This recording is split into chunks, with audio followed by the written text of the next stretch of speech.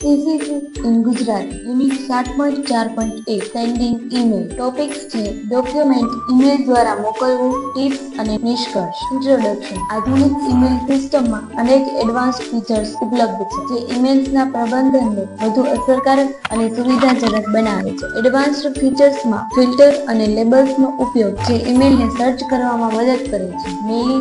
Mailing list દ્વારા એક સાથે અનેક લોકોને સંદેશ મોકલવો. એટેચમેન્ટના પ્રિવ્યુ માટે વિવિધ ફાઇલ પ્રકારો. સંકલન. સ્ક્રિપ્ટ સેટિંગ જેમ કે મેસેજનું સમયસર પ્રસારણ માટે શેડ્યુલિંગ. પ્રશિક્ષણ અને જવાબ મેનેજમેન્ટ જેવી ટેમ્પલેટ સાથે ઈમેલ્સનું ઉચ્ચ સ્તરનું વ્યવસ્થાપન. અને એન્ક્રિપ્શન અને સિક્યુરિટી ફીચર્સ જેમ કે મેસેજ પર પાસવર્ડ પ્રોટેક્શન અથવા SSL TLS એન્ક્રિપ્શન. ઈમેલ્સની સલામતી માટે આ તમામ ફીચર્સ ઈમેલનો અનુભવ વધુ મફત, ઝડપી અને સલામત બનાવે છે.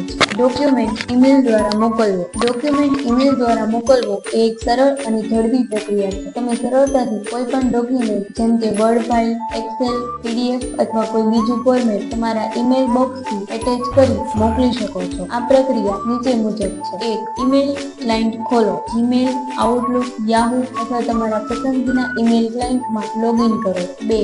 નવી ઈમેલ બનાવો. કમ્પોઝ અથવા ન્યૂ મેસેજ વિકલ્પ પર ક્લિક કરો. તેનો અર્થ છે નવો ઈમેલ લખવો. 3. ડોક્યુમેન્ટ એટેચ કરો. ઈમેલ તૈયાર કરતા સમયે એટેચ બટન પર ક્લિક કરો. આ બટન સામાન્ય રીતે મેસેજની નીચે અથવા પેપર ક્લિક ચિહ્નના રૂપમાં દેખાય છે. બ્રાઉઝ વિકલ્પ પર ક્લિક કરો અને તમારા કમ્પ્યુટરથી તે ડોક્યુમેન્ટ પસંદ કરો જે તમે મોકલવા માંગો. 4. પ્રાપ્તકર્તાનું એડ્રેસ દાખલ કરો. 2. ફિલ્ડમાં ડોક્યુમેન્ટ મેળવનારનું ઈમેલ એડ્રેસ દાખલ કરો. જો જરૂરી હોય તો CC અથવા VCCમાં બીજા પ્રાપ્તકર્તાના ઈમેલ એડ્રેસ લખી શકો છો. 5. વિષય અને મેસેજ લખો. સબ્જેક્ટ ફિલ્ડમાં ડોક્યુમેન્ટ સાથે સંકળાયેલી બાબતનું સંક્ષિપ્ત નિવેદન લખો. મેસેજ બોડીમાં જો જરૂરી હોય તો બાબતનો સંદર્ભ આપો અથવા ડોક્યુમેન્ટ વિશે વધુ માહિતી લખો. 6. ડોક્યુમેન્ટની વિગત ચકાસો. ખાતરી કરો કે યોગ્ય ડોક્યુમેન્ટ યોગ્ય રીતે એટેચ થયું છે. ડોક્યુમેન્ટની સાઇઝ પણ તપાસો કારણ કે કેટલાક ઈમેલ પ્રદાતાઓ મેલ સાથે જે ફાઇલ મોકલવામાં આવી રહી છે તે માટે